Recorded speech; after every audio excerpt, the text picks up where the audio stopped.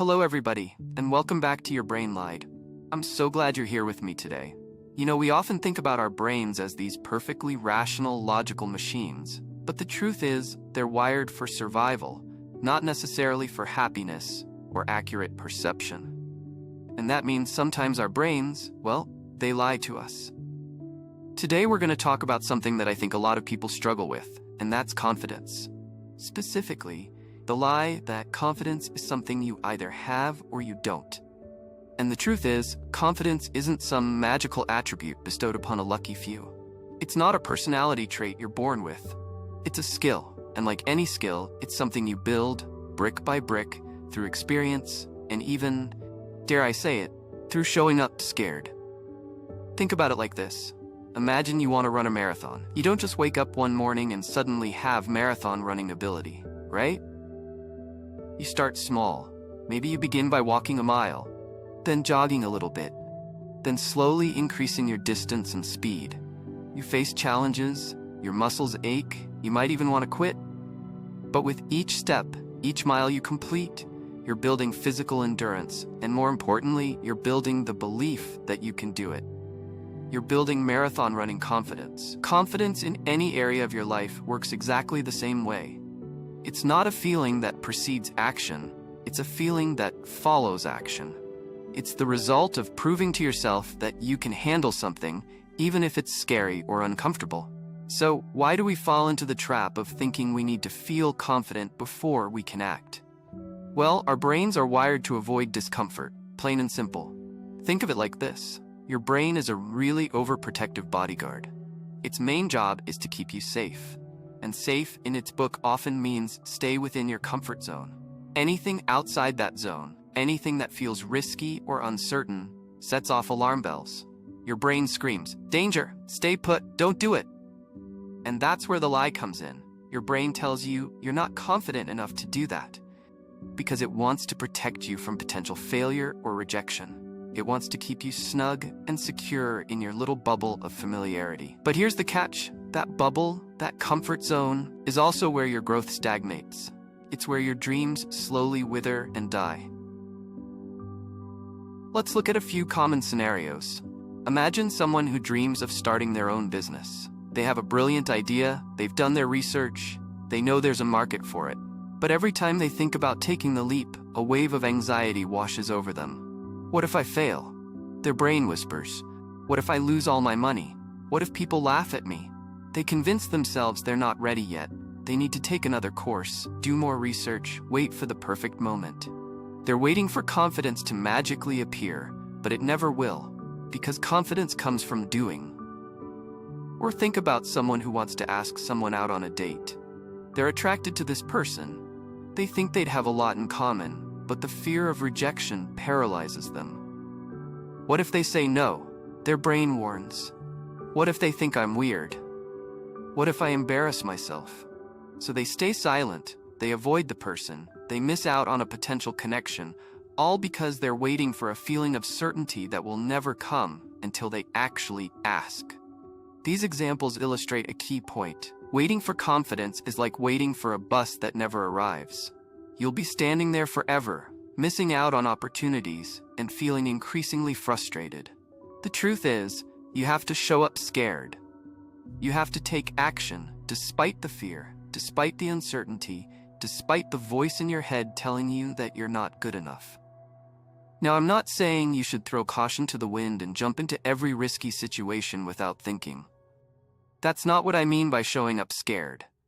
It's not about recklessness. It's about courage. It's about acknowledging your fear, but refusing to let it control you. It's about taking calculated risks, knowing that failure is a possibility, but also knowing that even if you fail, you'll learn something valuable in the process. Think of your comfort zone as a rubber band.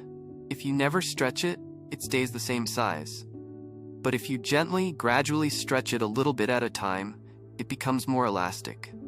You expand your capacity for handling new challenges and experiences. That's what building confidence is all about. Slowly expanding your comfort zone, one small step at a time. And here's a secret weapon in this process. Break down the big scary goal into smaller, more manageable steps. If starting a business feels overwhelming, Maybe the first step is simply talking to one person who has started their own business. Ask them about their experience, their challenges, their successes. If asking someone out on a date feels terrifying, maybe the first step is just striking up a casual conversation with them. Finding a shared interest, making them laugh. Each small step you take, each mini success you achieve, sends a signal to your brain. It says, hey, I can handle this. This isn't as scary as I thought it would be. And with each positive experience, your confidence grows, bit by bit. Now I know what some of you might be thinking. Okay, that sounds good in theory, but what if I try something and I completely fail? Won't that just destroy my confidence? And that's a valid concern. Failure is never fun, but it's an inevitable part of life. The key is to reframe your perspective on failure. Instead of seeing it as a sign of your inadequacy, see it as a learning opportunity. Ask yourself, what can I learn from this experience? What did I do well? What could I have done differently? How can I use this knowledge to improve next time? Think of failure as a data point. It's information that helps you refine your approach and get closer to your goals. It's not a reflection of your worth as a person. I want to emphasize that building confidence is a process, not a destination. There will be ups and downs, setbacks and triumphs. There will be days when you feel like you're on top of the world, and days when you feel like you're back at square one. That's perfectly normal. The important thing is to keep showing up, keep learning, and keep pushing yourself just a little bit outside your comfort zone. Remember, even the smallest steps forward contribute to your overall growth and confidence. And one more thing, be kind to yourself. It's easy to be your own worst critic. Treat yourself with the same compassion and understanding you would offer a friend who is struggling. Celebrate your small victories, forgive your mistakes, and remember that you're doing the best you can. So what are the key takeaways from today's conversation? First, understand that confidence is not something you're born with. It's something you build through experience. Second, don't wait for confidence to appear before you take action. Show up scared and take the first step. Third, reframe your perspective on failure and see it as a learning opportunity. I want to leave you with a few questions to reflect on this week.